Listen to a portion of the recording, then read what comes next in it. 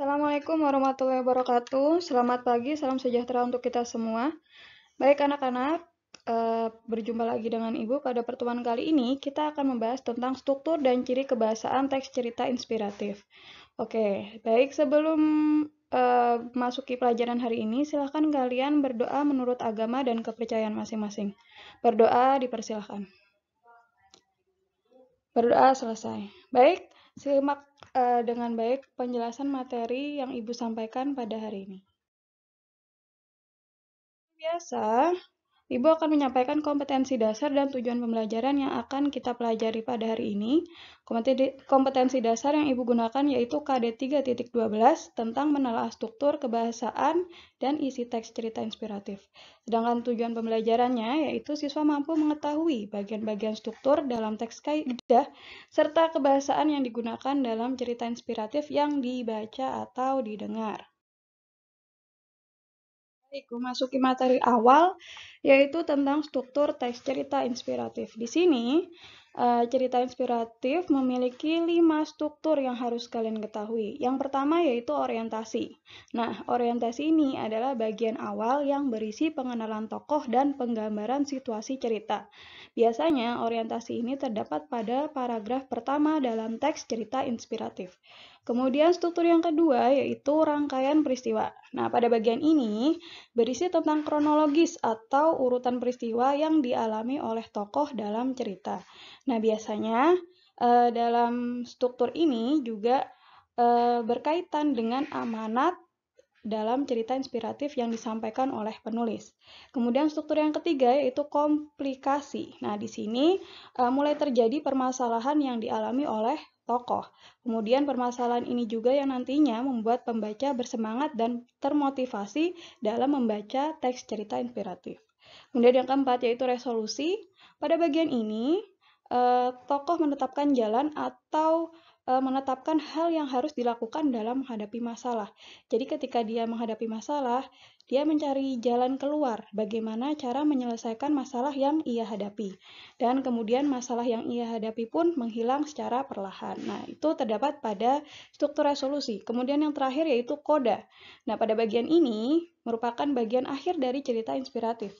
Biasanya berisi tentang narasi atau cerita tentang situasi setelah si tokoh mengalami masalah tersebut. Nah, masalahnya mulai menghilang dan bagaimana kondisi si tokoh. Nah, pada bagian ini juga biasanya penulis menyampaikan pesan atau amanat cerita yang terdapat dalam cerita inspiratif. Selanjutnya, Ibu akan menjelaskan tentang kaidah kebahasaan teks cerita inspiratif. Yang pertama, dalam cerita teks inspiratif itu menggunakan kata keterangan tempat, waktu, tujuan, dan cara. Nah, apa itu keterangan tempat? Nah, biasanya keterangan tempat itu ditandai dengan kata depan, yaitu di, ke, dari, serta pada. Nah, di sini contohnya, misalkan di taman, ke sekolah, dari pasar, dan lain sebagainya. Kemudian keterangan waktu. Nah, ini berfungsi untuk mengurutkan kejadian yang terjadi dalam cerita.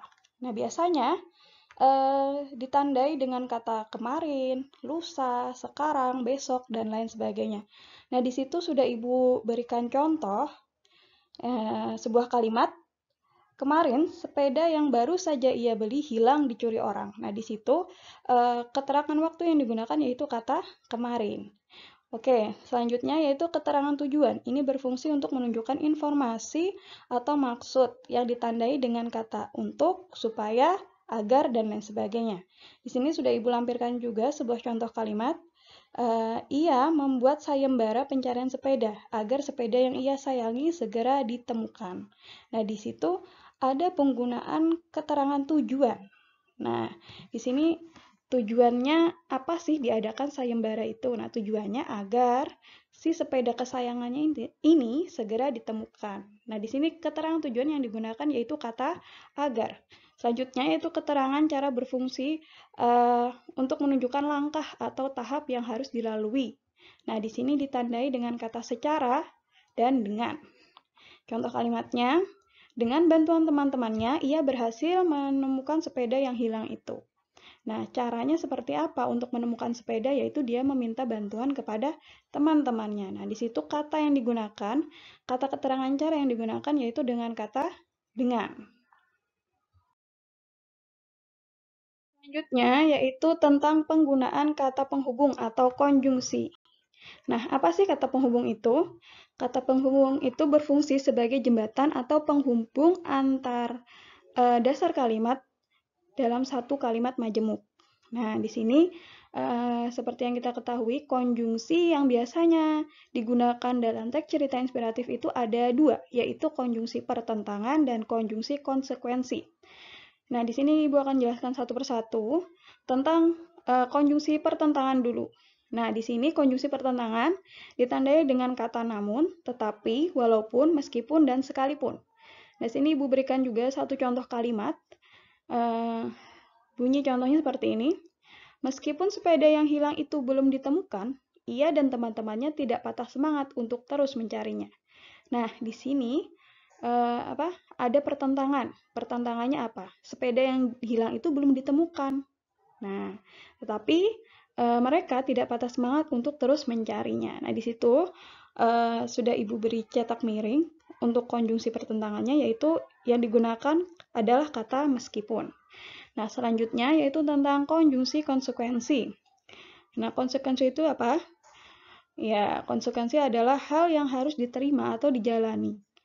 Nah, di sini biasanya ditandai dengan kata demikian dan maka. Di situ juga sudah Ibu beri contoh kalimatnya. Coba kalian perhatikan. Oke, Ibu bacakan. Untuk memenuhi kebutuhan hidupnya, maka ia harus bekerja lebih giat lagi. Nah, konsekuensi adalah hal yang harus diterima atau dijalani. Nah, di situ kata hubung atau konjungsi konsekuensi yang digunakan adalah kata maka. Oke, nah sedangkan konsekuensinya apa? Konsekuensinya di situ adalah dia harus bekerja lebih giat. Itu adalah konsekuensinya. Untuk apa? Untuk memenuhi kebutuhannya tadi. Jadi konsekuensinya ia harus bekerja lebih giat. Oke, selanjutnya yaitu konjungsi akibat. Nah, konjungsi ini ditandai oleh kata sebab itu dan akibatnya. Di sini ada satu buah contoh kalimat. Karena sifatnya yang sombong, akibatnya ia dijauhi oleh teman-temannya. Nah, di situ kata konjungsi akibat yang digunakan yaitu akibatnya. Nah, di sini seseorang mengalami atau menerima konsekuensi atau menerima hasil akibat perilakunya. Nah, akibat yang ditimbulkan. Biasanya ada sebab akibat kan, sebab dia sombong, akibatnya dia dijauhi oleh teman-temannya.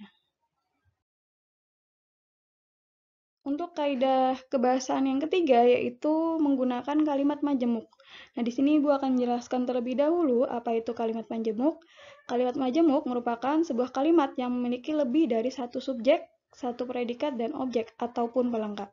Terdapat dua jenis kalimat majemuk dalam cerita inspiratif, yaitu kalimat majemuk setara dan kalimat majemuk bertingkat. Nah, Ibu akan jelaskan satu persatu tentang jenis kalimat majemuk ini.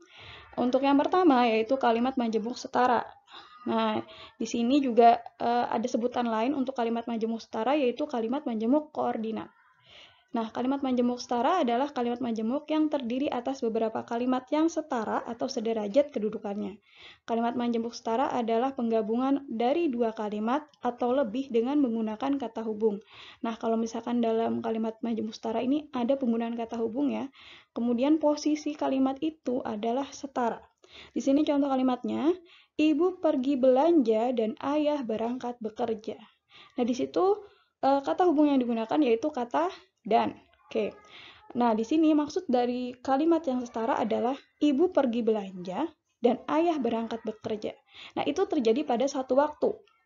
Mereka setara. Setara itu maksudnya kedudukannya sama. Sederajat. Karena itu terjadi dalam satu waktu dengan melakukan pekerjaan yang berbeda. Oke. Baik, kalau misalkan nanti kalian belum paham, silakan kalian tanyakan di kolom komentar.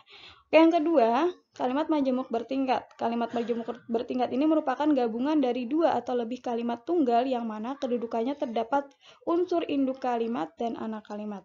Nah, di sini untuk kalimat majemuk bertingkat itu ada induk kalimat dan ada anak kalimat. Apa sih itu? Nah, di sini kita perhatikan contohnya. Ibuku memintaku untuk cepat pulang sebelum hujan turun. Nah, di sini induk kalimatnya adalah kalimat yang berwarna merah. Sedangkan anak kalimatnya adalah kalimat yang berwarna ungu. Nah, induk kalimat itu adalah inti dari kalimat, sedangkan anak kalimat itu adalah penjelas. Ibuku memintaku untuk cepat pulang, itu adalah induk kalimatnya, kalimat intinya, sedangkan anak kalimatnya adalah sebelum hujan turun. Nah, itu adalah kalimat penjelas. Kenapa sih ibu memintaku untuk cepat pulang? Nah, karena mungkin harinya mendung. Ibu takut kalau kita pulang kehujanan. Nah, sebelum hujan turun, itu adalah kalimat penjelasnya atau induk anak kalimat. Nah, sangat berbeda kan dengan kalimat majemuk setara tadi contohnya. Oke. Anak-anak, untuk selanjutnya mari kita berlatih. Di sini Ibu sudah menyediakan sepenggal teks cerita inspiratif. Silakan kalian baca, kalian amati. Di bawah sudah Ibu lampirkan soalnya, apa yang harus kalian lakukan.